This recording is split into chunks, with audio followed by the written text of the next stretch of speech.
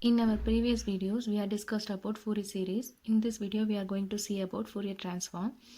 And Fourier series that is applicable for only periodic signal, and this Fourier transform applicable for both periodic and aperiodic signal.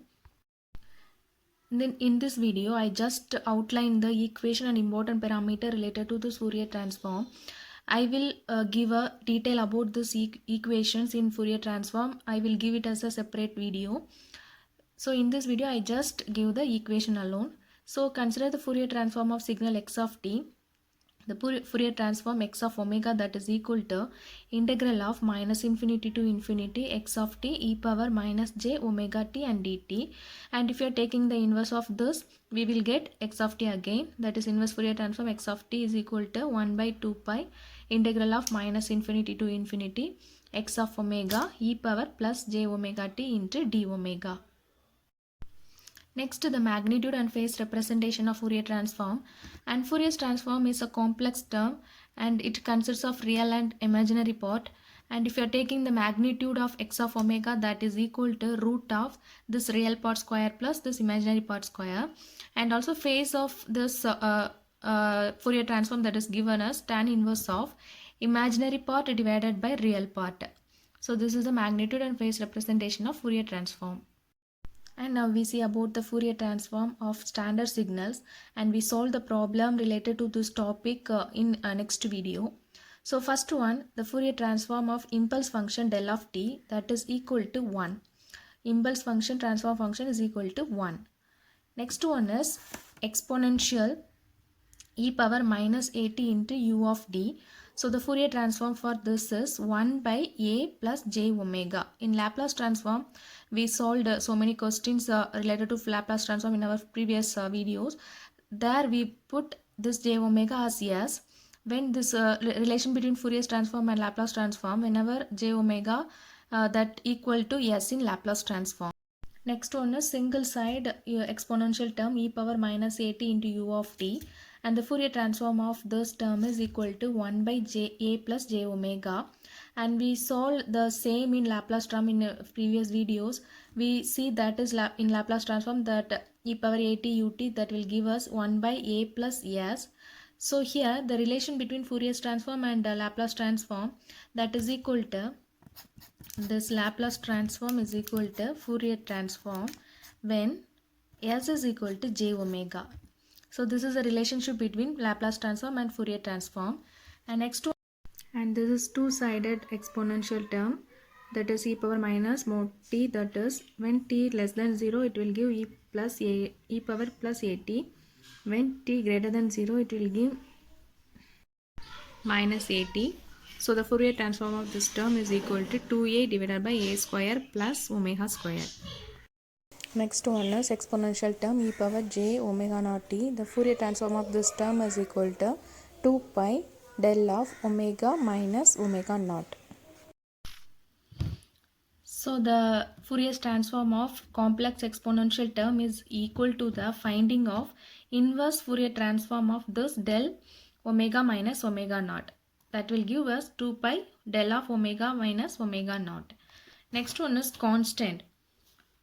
Any constant that is one that is given as the Fourier transform of this is given as 2 pi del of omega. So this is for constant value. Next one is signum function that is equal to 1 for t greater than 0 minus 1 for t less than 0. So the Fourier transform of this term is equal to 2 divided by j omega.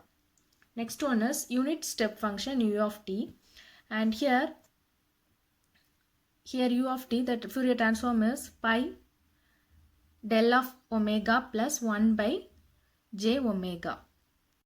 Next one is rectangular pulse, that is pi t divided by tau, or rectangular of t divided by tau, and this is a pulse of rectangular signal.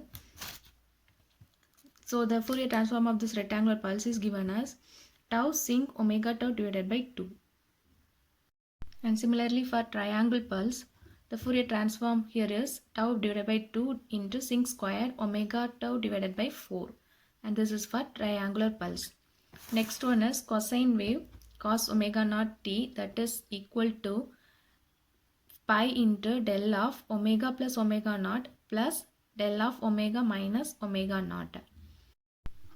And next one is sine wave, sine omega naught t, and Fourier transform of the sine wave is given as minus j pi del of omega minus omega naught minus del of omega plus omega naught. And here this is cos, all are plus del of omega plus omega naught plus del of omega minus omega naught, and here this is pi. And here for sine we get minus j pi into del of omega minus omega naught minus here again here also minus del of omega plus omega naught. Next we see about the properties of continuous time Fourier transform, and here the first one is linearity. Linearity property state that the weighted sum of two signal that is equal to weighted sum of its Fourier transform. So a x1 of t plus b x2 of t that is equal to a x1 of omega plus b x2 of omega. So the next property is time shifting property, and shifting the time amount in time domain that give the multiplication of Fourier transform with exponential term e power minus j omega t naught in frequency domain. So if the time shifting here is minus t naught means here also e power minus j omega t, and if this is plus t naught, the answer here is e power plus j omega t naught x of omega. Next one is frequency shifting. So here in frequency domain the frequency shifted here, that is x of omega minus omega naught, means here this signal is multiplied with this e power j omega naught and t, and that this is a reversal of this, and here this minus mean this e power also we get minus, but here this is minus mean we get e power plus j omega naught t. So this is x of omega plus omega naught, we will get e power minus j omega naught t x of t in time domain. And next one is time reversal.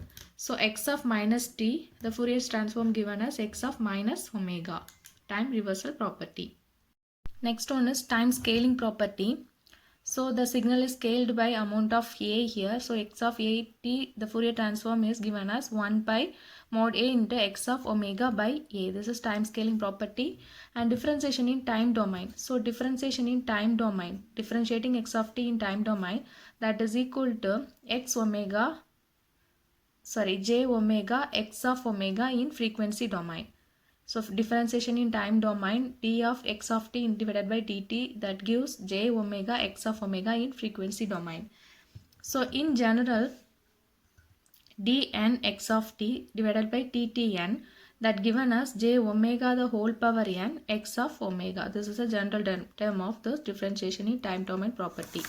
Next one is differentiation in frequency domain. If you are differentiating this frequency domain value x of omega, that is j d power x of t divided by d omega x of omega, that is given as multiplication of t with that signal x of t. So differentiation in frequency domain, j d omega x of omega, that given as t into x of t. Next property, integration property. So integrating the signal x of t, x of tau and t tau in time domain, that is given as 1 by j omega x of omega in frequency domain. This is the integration property of Fourier transform.